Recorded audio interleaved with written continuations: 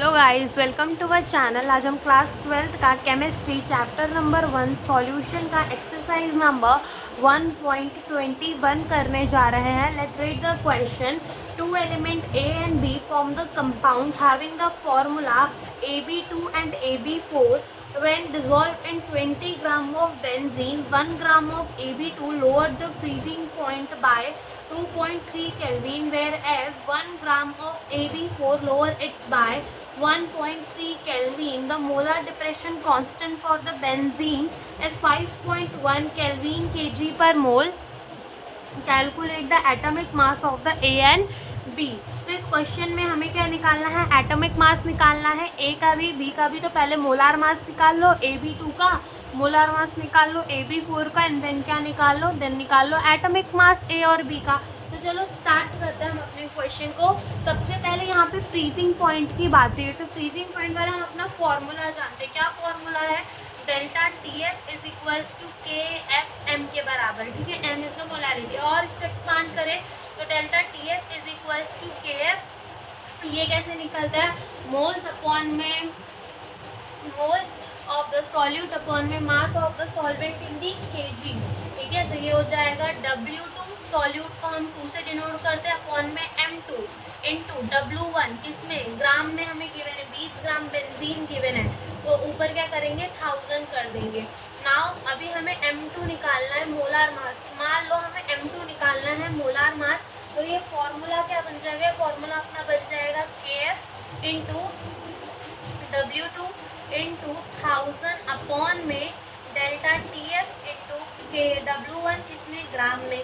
तो ऐसे इस फॉर्मूले का यूज़ करके हम क्या निकाल सकते हैं? मोलार मास निकाल सकते हैं। तो चलो पहले मोलार मास निकाल लेते हैं हम किसका? AB2 का। तो फॉर AB2 तो देखो मोलार मास AB2 का कितना हो जाएगा? KF हमें कितना दे रखा है? तो the molar depression constant for the benzene is 5.1 kelvin kg पर मोल। तो ये हमें कितना दे रखा है? 5.1। W2 क्या है कि हमें कितना ग्राम ऑफ सॉल्यूट दे रखा है, और सॉल्यूट क्या है यहाँ पे? AB2 ही है। तो कितना ग्राम दे रखा है? क्वेश्चन में देखिए आप, 1 ग्राम हमें दे रखा है, इनटू क्या कर देंगे? 1000 अपॉन में डेल्टा TF कितना दे रखा है AB2 के लिए? 2.3 केल्विन एंड W1 अपना 20 ग्राम ऑफ बेंजीन। 0 से 0 कट जाएगा, 2 1 जा 2 एंड 2 5 जा 10, और यहाँ 0 आ जाएगा। और इसको मल्टीप्लाई करने के बाद हम डिवाइड करेंगे, तो जो हमारा मोलार मास है AB2 का वो कितना आ जाएगा? 110.86 आ जाएगा। तो ये क्या आ गया? मोलार मास आ गया हमारे AB2, यानी पूरे कंपाउंड का मोलार मास आ गया। नाउ हम किसके लिए निकाल लेते हैं? मोलार मास निकाल लेते हैं AB4 का। यस, तो ये भी कैसे होगा? Molar mass of the AB4, ऊपर वाले फॉर्मूले का यूज करेंगे, इसी वाले का। KF की वैल्यू कितनी है? 5.1। जो हमें W2 यानी कि AB4 का जो वेट दे रखा है वो दे रखा है 1 ग्राम, अपॉन ये क्या हो जाएगा? इंटू 1000 अपॉन में हमें ये कितना दे रखा है? डेल्टा TF और AB4 हमें दे रखा है 1.3 into 20 gram of benzene. Again 0 से 0 कटेगा, 2 5 जा 10 हो जाएगा, और 1 0। और इसको भी जब हम मल्टीप्लाई करने के बाद डिवाइड करेंगे, तो जो हमारा आंसर है, जो मास है AB4 का, वो आ जाएगा 196.15। तो ये क्या आ गया? मोलार मास आ गया। नाउ यहाँ पे आप एक चीज़ समझो, जैसे कि मान लो हम कहते हैं कि अज्यूम कर लो लेट कि हेप्टेन का मोलार मास हम बोल रहे हैं हमारा 100 है। जैसे कि हेप्टेन का मोलार मास अगर हम कह रहे हैं, जैसे कि हेप्टेन का फॉर्मूला C7H16 होता है, और मान लो हमारे हेप्टेन का मोलार मास हमें 100 बोला है, तो वो कैसे 100 होता है? 12 इंटू 7 कर देंगे प्लस 1 इंटू 16 कर देंगे, ऐसे जाके 100 होता है। ऐसे ही अगर हम कह रहे हैं, यहाँ पे मेरे हेप्टेन का फॉर्मूला लिखा था, मुझे कुछ याद नहीं आ रहा था, तो मैंने इसी का एग्जाम्पल ले लिया। तो ओके, तो ऐसे ही अगर हमको बोले कि मोलार मास AB2 का कितना है? 110.86, तो ऐसे ही हम लिख सकते हैं। चलो A का जो है आप एटॉमिक मास मान लो, एटॉमिक मास जो A का है वो स्मॉल a मान लो, और B का है वो स्मॉल b मान लो। तो जो मोलार मास हमारा किसका होगा? AB2 का होगा, वो क्या होगा? A प्लस 2B के बराबर होगा। ठीक है, और जो हमारा मोलार मास होगा AB4 का, ठीक है, जो मोलार मास होगा AB4 का वो किसके बराबर होगा? A प्लस 4B के बराबर होगा।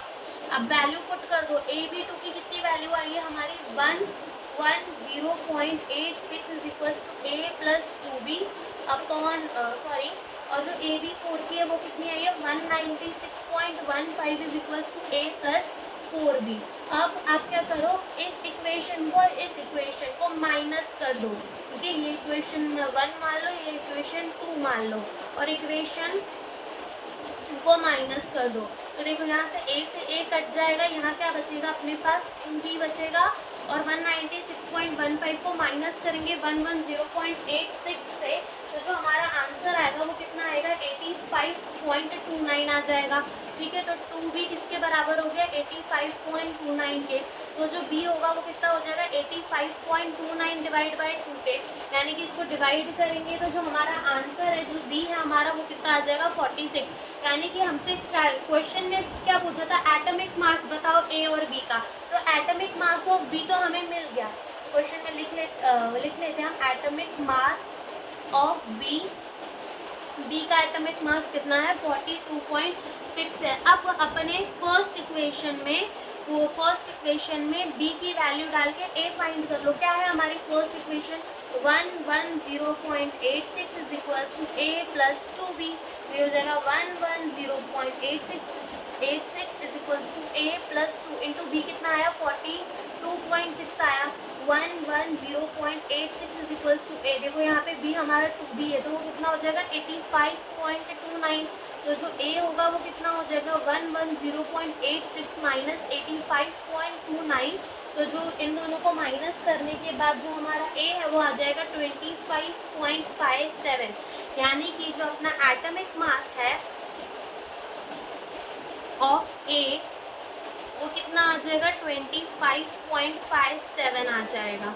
तो यही हमसे क्वेश्चन में पूछा था। Thank you for watching the video.